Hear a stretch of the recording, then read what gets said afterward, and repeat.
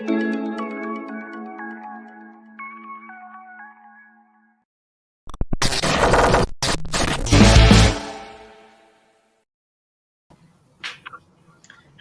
everyone, and welcome back to another episode of the Daily Crypto Byte. Today is Tuesday, December 21st. Hope you're having a great holiday week here. We are in the festive mood, as you can see from Doc's background. But more importantly, we're getting some exciting background in the crypto markets. Bitcoin showing a little bit of strength here, bouncing, perhaps breaking out of that local downtrend. Also, we got a couple news articles to share with you guys. One involving Terra, which is very, very hot today, breaking into new all-time highs, as well as Polkadot, which is kind of on the opposite end of the spectrum.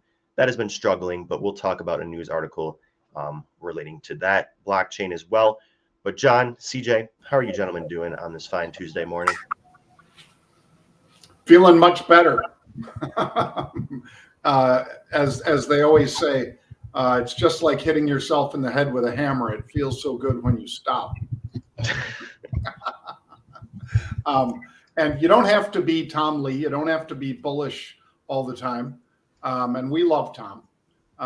But boy, I don't know how many of us were positioned for a sustained, several session just hammering that we took since the combination of the Fed last week. And then we had yesterday, of course. And I said this yesterday too, Monty, that we're not going to have Joe Manchin kill the Build Back Better and Omicron exploding. New York, you guys wouldn't have believed it, but in New York, there were literally lines around the block last week because they've scared those poor people to death. And because many of the people are your guys' ages and they're not scared, but they want to go home and see their relatives for Christmas and they don't want to bring something, right? You want to bring a present to the party. You don't want to bring Omicron to the party. So they were waiting in line, being good citizens to not, kill grandma and grandpa or whatever, because, quite frankly, it's like all variants so far of the COVID SARS V19 or whatever is that it really hurts older people. You guys, don't. That's one of the problems. You guys don't have any issues, but older people or people with pre-existing conditions, that's a real problem. And you might see a lot more of those people at your various holiday meetings. And so for that reason, I think it was, like I say, Manchin, Omicron, and we had, an accelerated Fed pushing harder on the brakes, allegedly. I think that will ease. I think that he might even say it. I'm not saying he reverses and says, we're not going to taper at all, but I think he goes to a normal taper. He said, you know what? We're going to back off on the brake a little bit. We're still going to taper, but we're going to do 10 billion instead of 20 or 30 or blah, blah, blah. That's what I think, guys. Thank you for that, John. And yeah, the S&P seems to be bouncing back a little bit today, and perhaps that's bringing Bitcoin with it. We're also seeing a little bit of strength there as well. Some assets, though, CJ, have not, showed any fear in the face of the Fed meeting, in the face of pretty much any of this news that we've been seeing going on over the last couple of weeks. One of those assets is Luna. And I just quickly want to share a news story about Luna here that hit CoinDesk this morning. So let me just pull that up real quick. And, CJ, you've been talking a lot about Terra and Luna and, its role in the kind of emerging new DeFi ecosystem on these various layer ones. And, Terra has been a main player in that. The Anchor Network in particular is their largest DeFi protocol. But overall, they have over $18 billion in total value locked in just 13 DeFi projects. They recently surpassed Binance Smart Chain, making them the second largest DeFi protocol, right behind Ethereum. So this was obviously a big step. And like I said, Anchor Network that locks away over $7.7 billion, 42% of Terra's total TVL. But ultimately, we're just seeing a continued amount of people looking to stake on the Terra Network. We're seeing Luna burned as they mint new UST, and overall, it's created a very favorable tokenomics for Luna. And as a result, the price action has been very positive as we break into new all-time highs here today. CJ, I want to get your thoughts on this piece of news as Terra, becomes the second largest protocol. Why is Terra just gaining so much traction here over other layer ones? The total value locked. And I think another takeaway that you'd mentioned is that, it's only 13 projects that all of that total value locked is in. So, when you look at a DeFi ecosystem, you want quality over quantity in many instances. When you go on to, Ethereum or other competitive networks like Binance Chain or even Avalanche, a lot of these dexes are just, copies of one another. And the thing that I think Terra did that was really unique is the Anchor protocol. And if you look at the Anchor protocol and compare it to other DeFi lending apps as well as DEXs, it's not just a carbon copy and paste of, KNC or Uniswap or something. It was built from the ground up by Terra, and they've done a wonderful job incentivizing people to store their value there and, in fact, use it pretty much like a savings account. I love using it, and I think if you guys would just experiment with it, you'd probably find it beneficial as well. But that's what I think has made the key difference for Terra, Monty. Yeah, good stuff. Thank you, CJ. I mean, we've seen in the past DeFi become hot during times of Bitcoin consolidation or neutral to bearish price action. We're seeing that right now with Bitcoin, right? We're seeing Bitcoin kind of consolidate in this range, although we're seeing a little bit of positive price action today. But overall, these layer ones, Solana, Luna, and AVAX have really been kind of stealing the show here as the market consolidates. And I think you're right, CJ. A lot of that has to do with retail traders looking to, earn that passive income, basically open a savings account with higher APY and just lock some money away during this time of market consolidation. So interesting stuff there. Another news piece I wanted to quickly hit was around Polkadot, which has kind of been, on the opposite side of the spectrum when it comes to the amount of speculation that it's been seeing. Whereas Luna has been incredibly hot, Dot has been, not so much. But that may change here soon. We're seeing a little bit of positive price action today, perhaps on the back of this news that broke this morning. Polkadot is Deutsche Telekom's latest crypto experiment. And they didn't disclose exactly how much, but they did disclose that they purchased a significant amount of DOT to quote unquote put their money where their mouth is. So essentially, they're going to be attempting to integrate the Polkadot blockchain into their accounting system here. So interestingly enough, they didn't just integrate the blockchain, they also purchased a significant amount of it as well. And as a result, we're seeing a little bit of positive price action here for DOT. But overall, like I said, these charts between Luna and DOT are more or less, polar opposites of one another. And DOT has more or less been struggling on very low volume. Any thoughts on this article here, gentlemen? Yeah, I think it's definitely important for Polkadot. However, I think when you look at other parachain type networks, Cosmos or Atom, for instance, like we were just talking about, Terra was built on the actual Atom or Cosmos network, yet has grown to a value of 5 times the market cap of the original blockchain that it was created on. So it'll be interesting to see if Polkadot has those future child projects that grow up to become even more valuable than the Polkadot parachains. Nonetheless, to see Deutsche Telekom come in and participate in that ecosystem like that, I think is a huge development. In the short term, though, I think Polkadot, in terms of price action, is just not really delivered in the ways many thought it would. So we'll see. The game is not over, but I think that DOT and its underperformance is somewhat similar to a project like Cardano. You have a founder that has a cult following. Obviously, with ADA, you have Charles Hoskinson, and then with DOT, you have Gavin Wood, 2 co-founders of Ethereum, and great ideas, revolutionary ideas, but the execution and the delivery is just not been there completely yet. So I think both of those projects are in somewhat of a similar boat, but eventually will arrive, unless their competitors get there first. We'll see.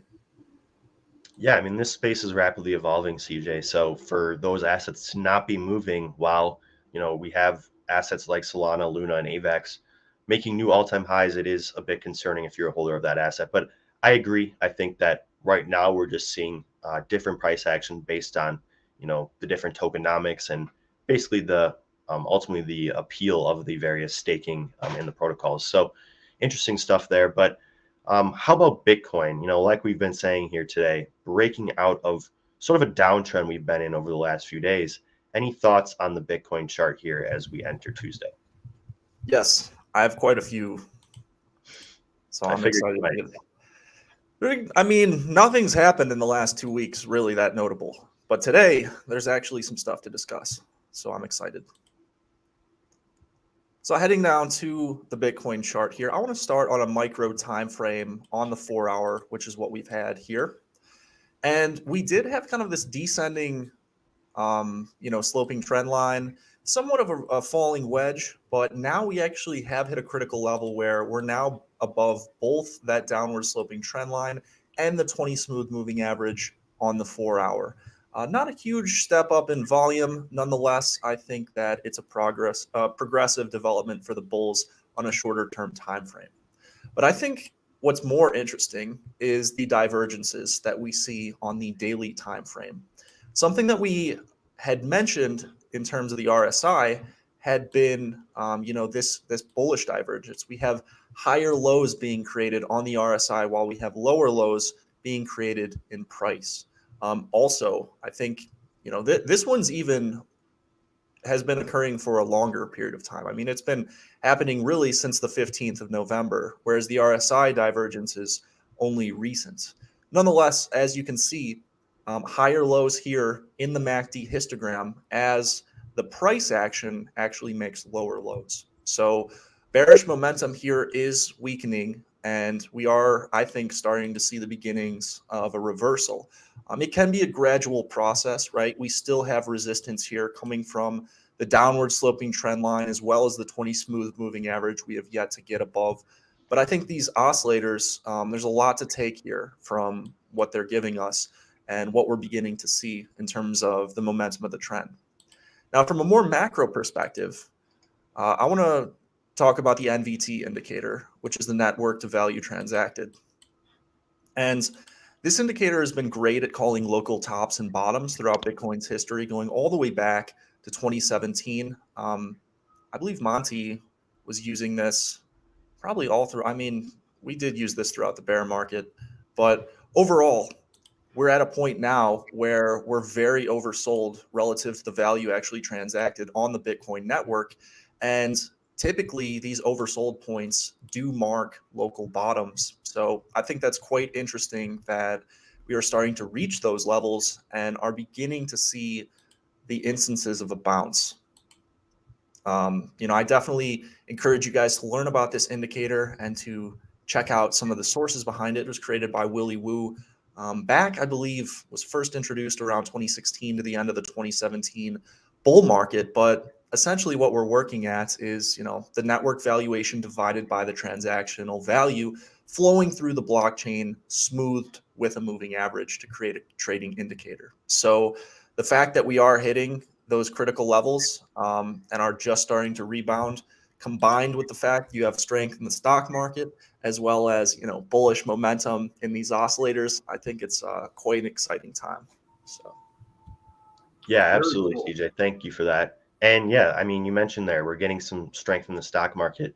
And Doc, I want to ask you, you talked a little bit earlier about some of the, news related events that have been driving this market, but just generally, what's kind of your outlook here as we head into, the end of this holiday week here? Because obviously it has some important implications for the price action of Bitcoin as well.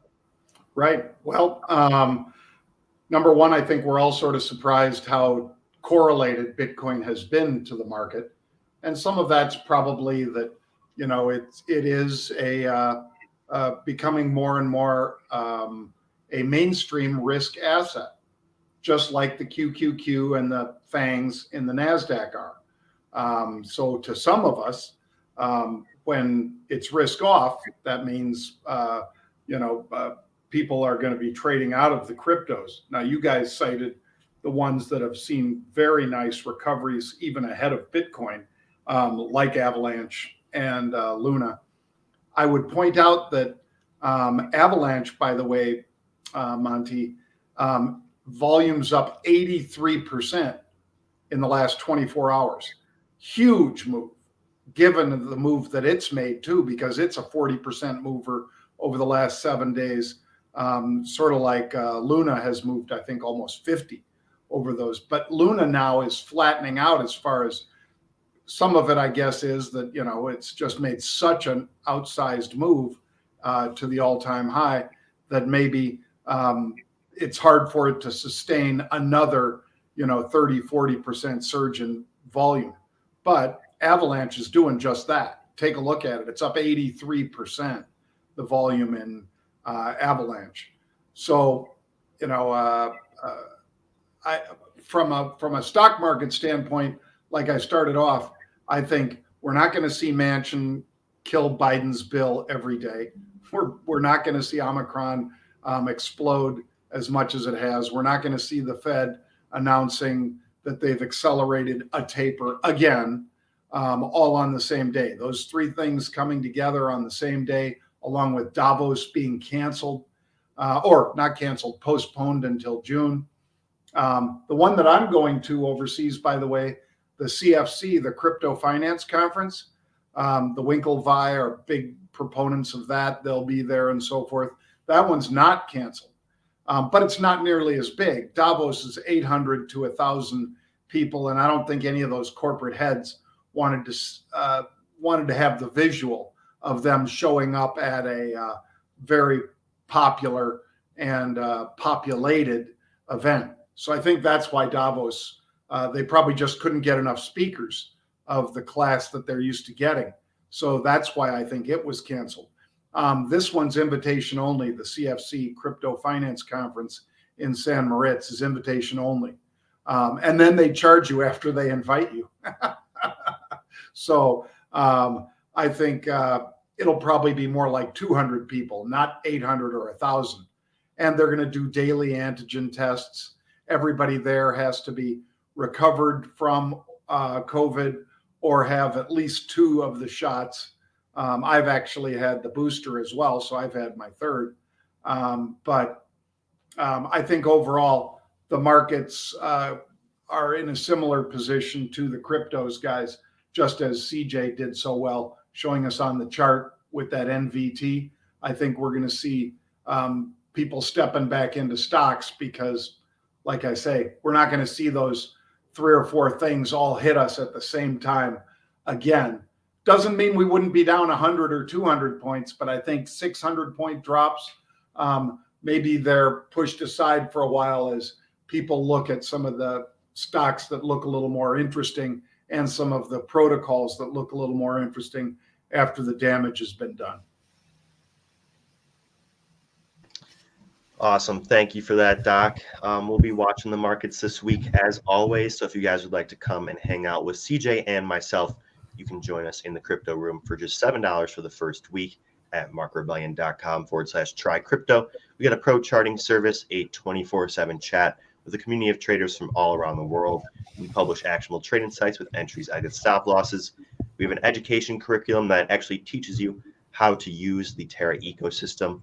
That's one of our courses, one of our many courses, but head over there and check that out if you guys would like to ask CJ and I any questions or just discuss any crypto with the members of our community. You try it at markrebellion.com/try crypto. But if you guys are looking for a place to hold or trade your crypto, we recommend you check out investvoyager.com, where you can hold over 60 plus digital assets. You can earn up to 12% interest on assets like Polkadot, which we talked about today, as well as 10% interest on stable coins like USDC. So head over there and check them out. And if you do, use code REBEL25 when you sign up for $25 in crypto. Well, that's all we got for today. Join us on our members only Doge of the day right after this. But that's all we got. We'll see you guys again tomorrow. Have a great rest of your day and take care.